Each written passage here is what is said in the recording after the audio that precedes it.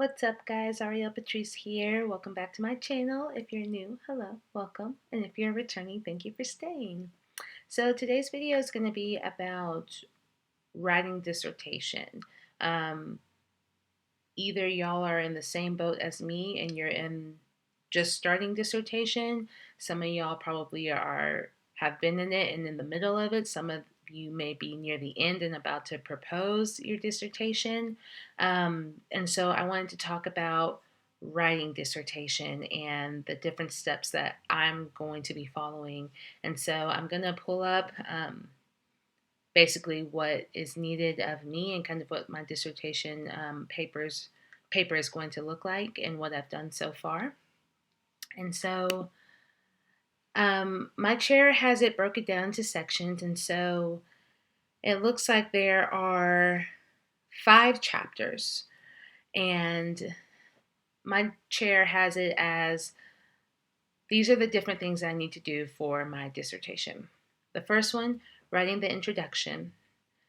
The second one, writing the lit review.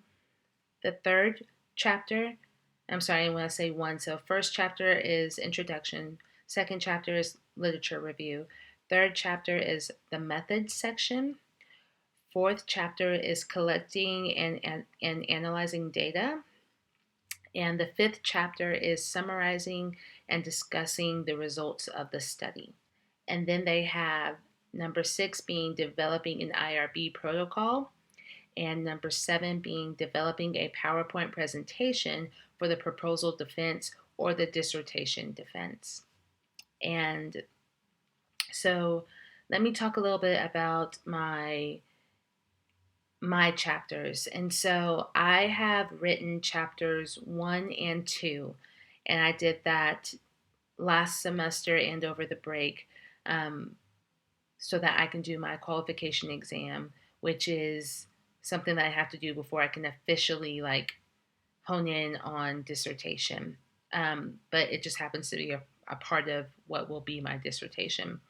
And so for any of y'all who do not know, if you're new or if you've been here before but you haven't seen the videos or you forgot, I am doing my dissertation on in-service school psychologists, so people like me who are in school to be school psychologists, looking at their self-efficacy and being able to identify trauma symptoms in school-aged students. And so I specialize in trauma as it is. As a licensed professional counselor, I work with traumatized individuals and adolescents. I also work with traumatized adults as well, and also depression, anxiety, and different things like that. But I really hone in on trauma. And trauma is not exempt from anybody. It's especially not exempt from what we're seeing now with kids in schools. And so I think it's highly important to be able to feel comfortable identifying trauma symptoms so we can move forward in helping somebody who is having trauma. And so the first chapter, the introduction, I basically talk about, I give stats about trauma, what trauma is, what is this, what it looks like, the different types of trauma that could happen. And then I go into self-efficacy and what self-efficacy is and why that's going to be important into doing what it is what it is I'm looking for. And then I go into the purpose of my study, why it's important, the significance of what I'm doing, what I want to contribute because I'm doing this. And then I go into the questions that I have. And I have a question, and then I have 3 sub questions to go with that question that kind of goes into my what my study is going to be about. And then that's basically it. And then I go into a summary that kind of summarizes all of that up. And I talk a little bit about, well, I guess this is more in my chapter 2. Chapter 2 is the literature review. So this is where you are finding information from other research, from other people who have looked up something like this and kind of using that to bring in and kind of mold together why you're going about this in this way. And because I am looking at in-service school psychologists, and I'm specifically looking at their self-efficacy and being able to identify trauma symptoms in school-age students. It was very difficult to find that specifically. And so what I had to do for my lit review is find different studies about different types of trauma and how it was affected in these different populations. And then I had to go into self efficacy and how that was effective in different populations. And then I had to look at school psychologists and the studies and how that was affecting it with self efficacy and all of that. I didn't find anything that had, first and foremost, school psychologists and their self efficacy and trauma identification. But even further, I didn't find any studies that looked specifically at in service school psychologists. And so I think that made it even more significant on why this study needs to be done, because we're looking at school psychologists after they've already graduated, but nobody's looking at them inside the school, inside their programs and where they're at before they graduate. So I found that very important and super scary, but super excited because it's new, but it needs to be done. It needs to be done. So I'm up for the challenge, but I think while it's exciting because I haven't found anything specifically on what I'm doing, it makes it difficult. But being able to find things for trauma, self-efficacy, school psychologists, that kind of helped me to build my lit review together. And those are the only two that I have written so far.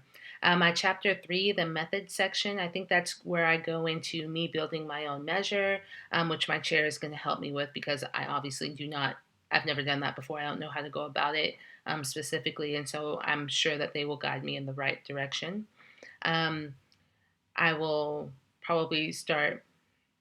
This is where I have to look up, what are the qualifications that you need to be able to identify trauma symptoms? Like, what all does that entail? I need to know that first before I can actually make questions to build a self efficacy measure specifically for trauma symptom identification.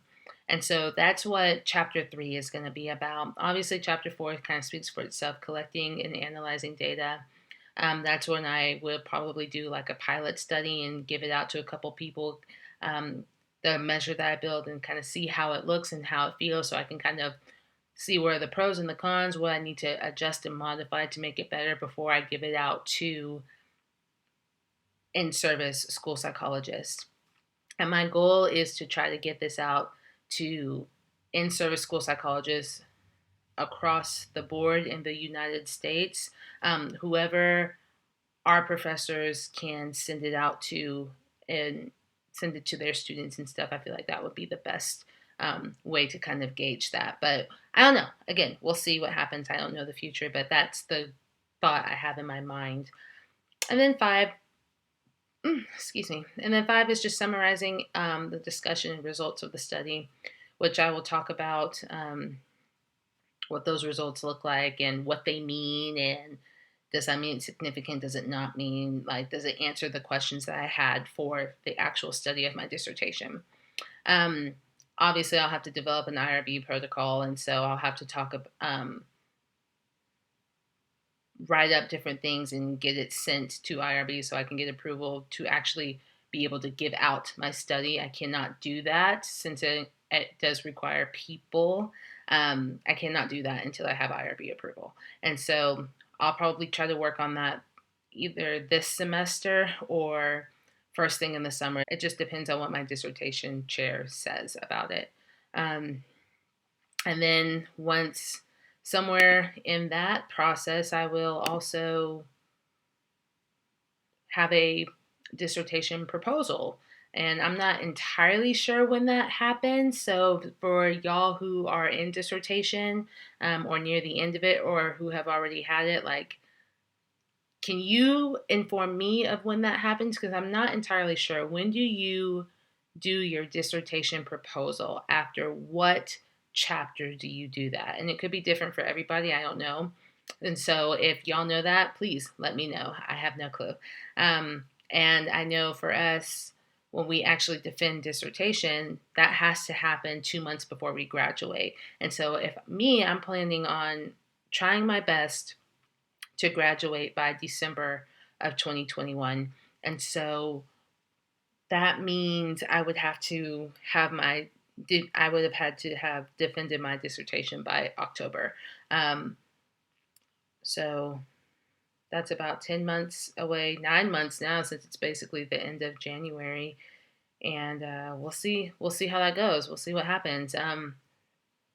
Yeah, so that's really what writing the dissertation looks like. At least that's what mine's going to be looking like. And I'm excited for my chapters. And yeah, I just wanted to give you all that information. If you have questions or concerns, or if you have any input, please let me know. This part is new to me. I have never done a dissertation, and so if y'all have tips and tricks and all of that to help us dissertation people out, please, by all means, leave them. I will accept them with open arms. So, yeah, that's all I got for now. Don't forget to subscribe. If you like the video, go ahead and give me a like as well. And if you have questions, again, go ahead and comment down below. I always answer people's questions. So, all right, well, it's good to see you guys.